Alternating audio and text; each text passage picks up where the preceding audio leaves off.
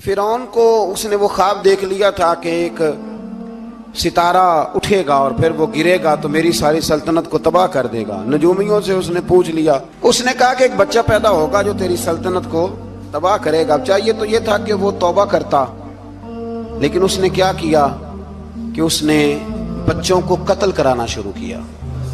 یذبحون ابناءکم، ذبح کرا دیتا تھا تمہارے بیٹوں، اور بچیوں کو وہ زندہ رکھتا تھا۔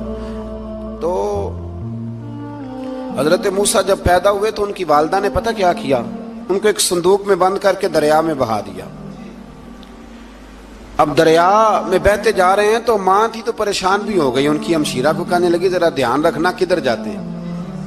حضرت موسیٰ علیہ السلام دریا میں بہتے بہتے فرعون نے دریا کے کنارے مکان بنایا ہوا تھا۔ آپ کو پتہ ہے بادشاہوں کا ذوق ہوتا ہے، آج کل ہمارے جو حکمران ہیں انہوں نے اس کا نام فارم ہاؤس رکھا ہوا ہے، میرا فارم ہاؤس، اور پرانے زمانے میں لوگ ڈیرا کہتے تھے، تو اس نے بھی اس طرح کا فارم ہاؤس بنایا ہوا تھا۔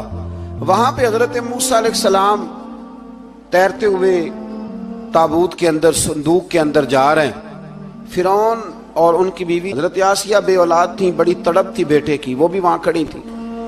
صندوق تیرتا ہوا آیا تو فرعون نے کہا کہ جاؤ پکڑ کے لاؤ دیکھو کیا ہے۔ جب وہ لے کے آئے تو آپ کی ہمشیرہ جو نگرانی کر رہی تھی پریشان ہو گئی کہ یہ تو اس کے ہاتھ لگ گئے، یہ تو اب مار ڈالے گا۔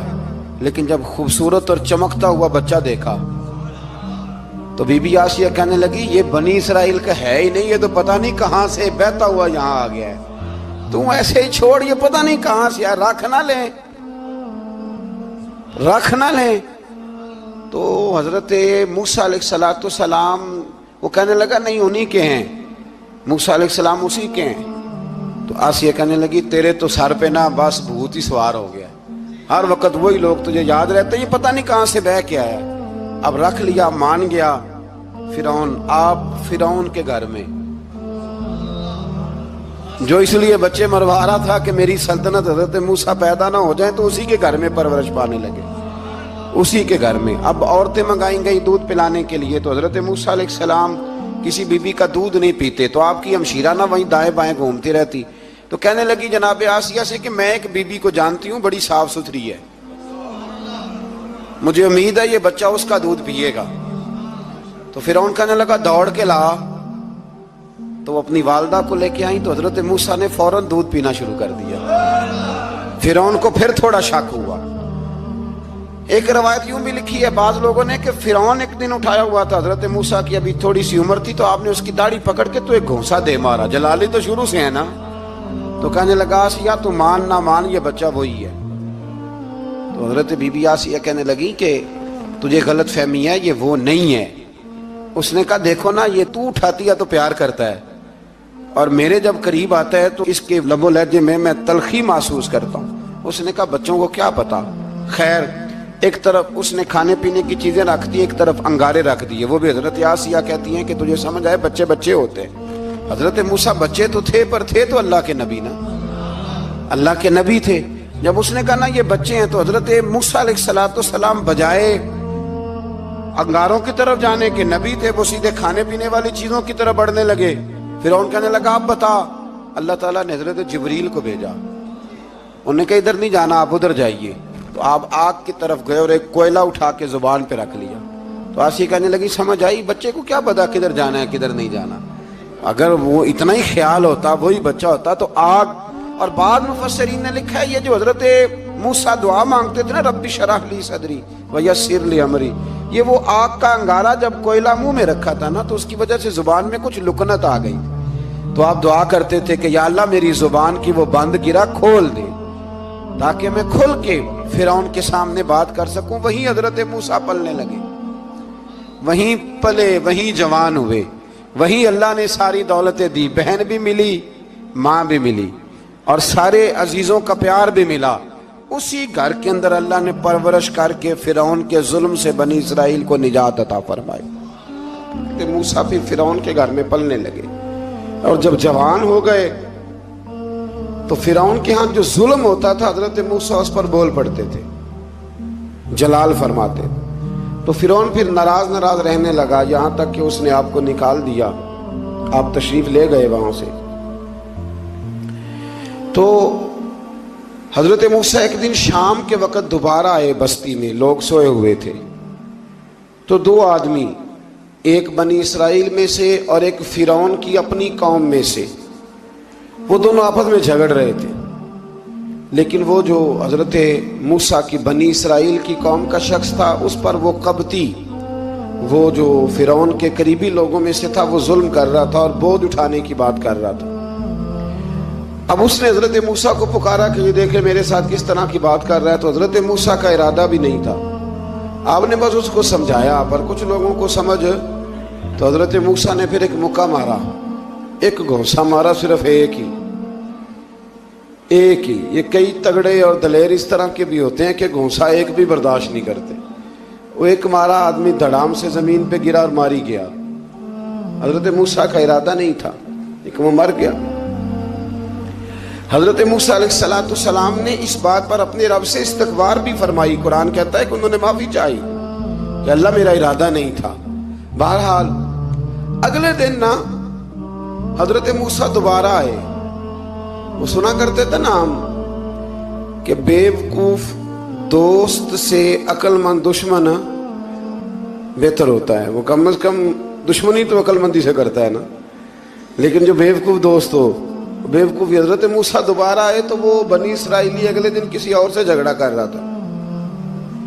پھر اس نے مدد کے لیے پکارا تو حضرت موسیٰ کہنے لگے مجھے لگتا یہ ہے کہ تیری عادت ہے، تو خود بڑا جھگڑالو ہے، تو نے روز نیا جھگڑا شروع کیا ہوتا ہے. حضرت موسیٰ جب اس کی طرف بڑے نہ ڈانٹنے کے لیے تو اس نے شور کرنا شروع کر دیا. کہنے لگتا ہے جس طرح آپ نے اسے کل قتل کیا تھا مجھے بھی قتل ہی کریں گے. یہ انسانوں کا مزاج ہے کہ آپ جب تک کسی کے طبیعت کے مطابق چلیں گے وہ راضی رہتا ہے، اور ذرا آپ اس کی طبیعت سے ہٹتے ہیں تو وہ شور کرتا ہے. اس نے کہا جی آپ مجھے بھی لگتا ہے ماریں گے. حضرت موسیٰ کلیم اللہ علی نبینا علیہ السلام کے بارے میں جب اس نے شور کیا تو بات پھر فرعون کے دربار تک گئی. وہ تو پہلے ہی بہانہ تلاش کر رہا تھا.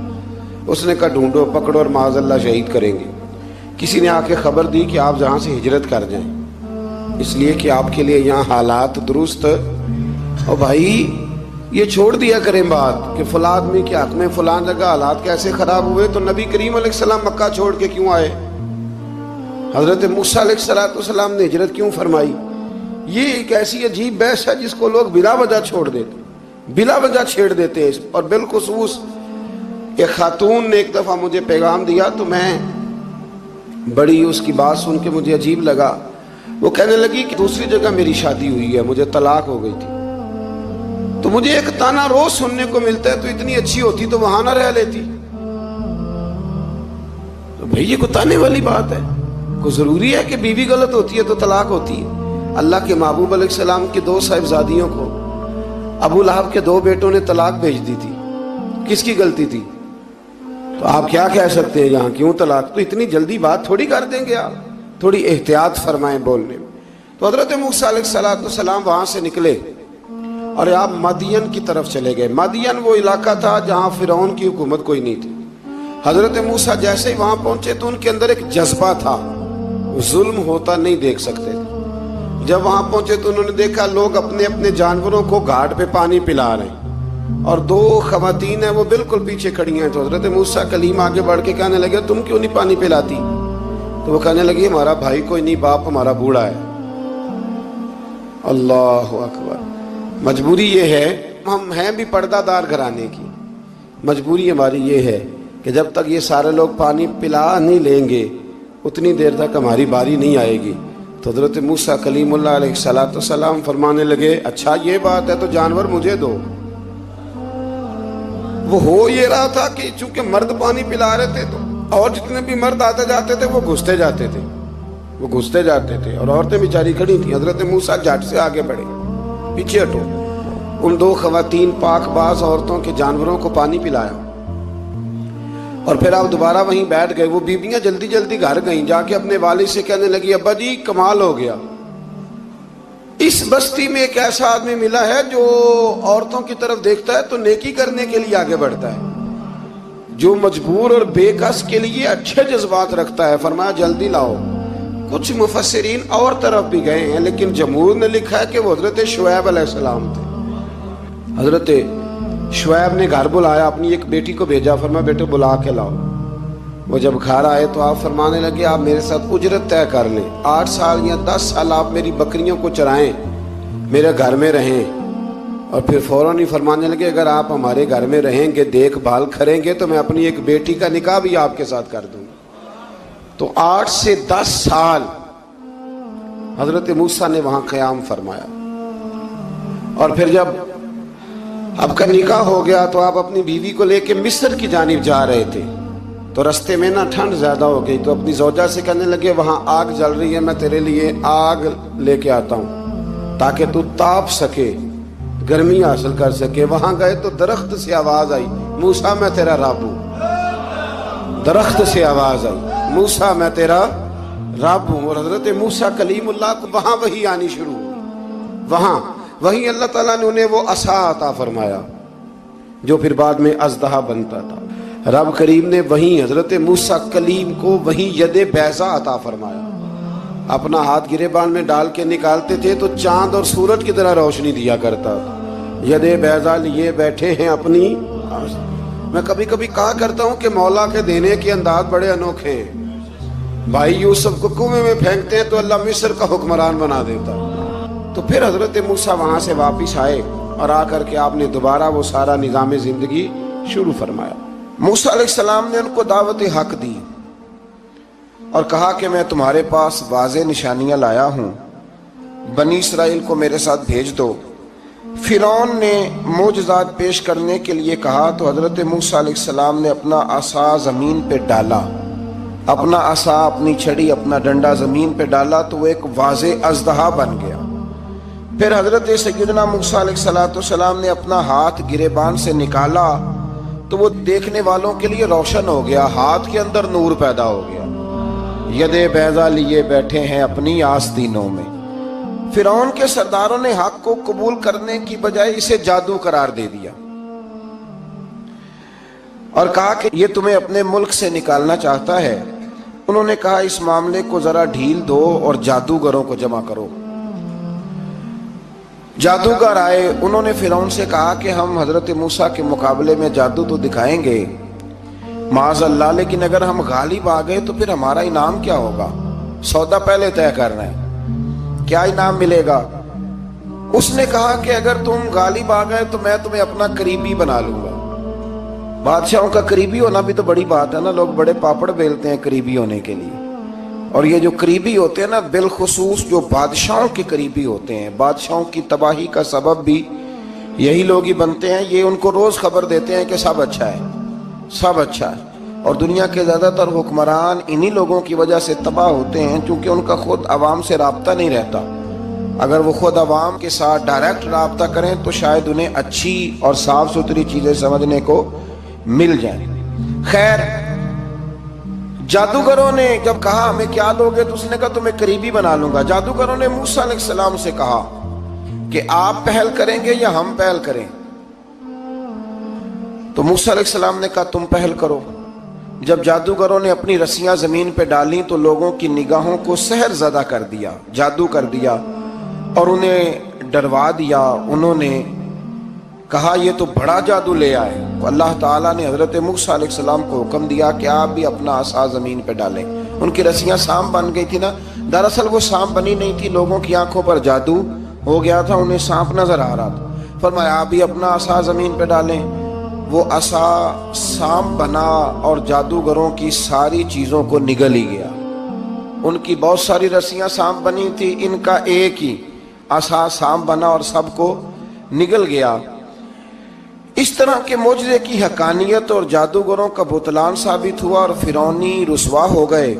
جادوگر سجدے میں گر گئے اور اللہ پر ایمان لے آئے۔ فرعون نے انہیں دھمکی دی کہ تم میری اجازت کے بغیر ایمان لے آئے ہو، میں تمہارے ہاتھ اور پاؤں مخالف سمت سے کاٹ دوں گا، یعنی الٹا ہاتھ کاٹ دوں گا، سیدھا پیر کاٹ دوں گا، میری بغیر اجازت ایمان لے آئے ہو، اور تمہیں سولی پہ بھی چڑھوا دوں گا۔ انہوں نے کہا کہ ایمان لانے کی پاداش میں تم ہمیں سزا دینا چاہتے ہو؟ پھر انہوں نے اللہ تعالیٰ سے صبر اور استقامت کی دعا کی۔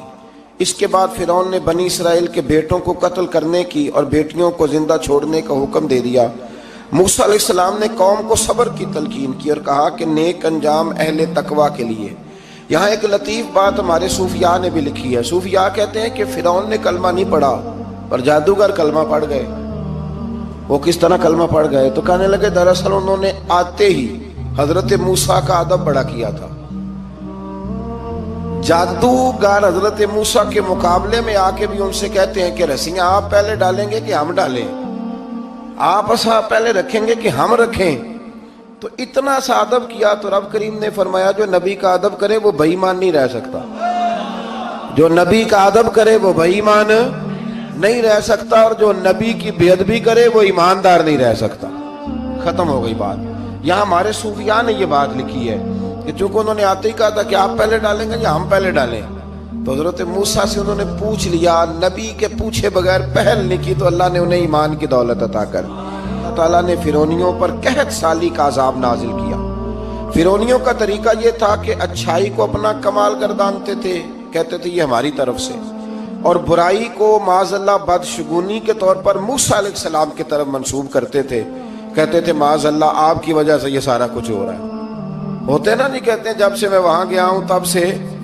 ہمارے بزرگ ایک لطیفہ بھی سنایا کرتے تھے کہ کسی زمیندار نے نماز پڑھنی شروع کی تھی تو اس کے جانور مرنے شروع ہو گئے۔ اب لوگ سمجھتے ہیں کہ معاذ اللہ شاید یہ کسی بزرگ کے سبب سے ایسا ہے، حالانکہ یہ تو اللہ کی طرف سے آزمائش ہوتی ہے، اس کی حکمتیں ہوتی ہیں۔ اللہ تبارک و تعالیٰ نے ان پر عذاب کیا نازل کیا؟ آیت نمبر 130 اور 143 کبھی آپ سورہ اعراف کی پڑھیں تو اللہ تعالیٰ نے ان پر ٹڈیوں کا، جموں کا، مینڈکوں کا اور خون کا عذاب نازل کیا۔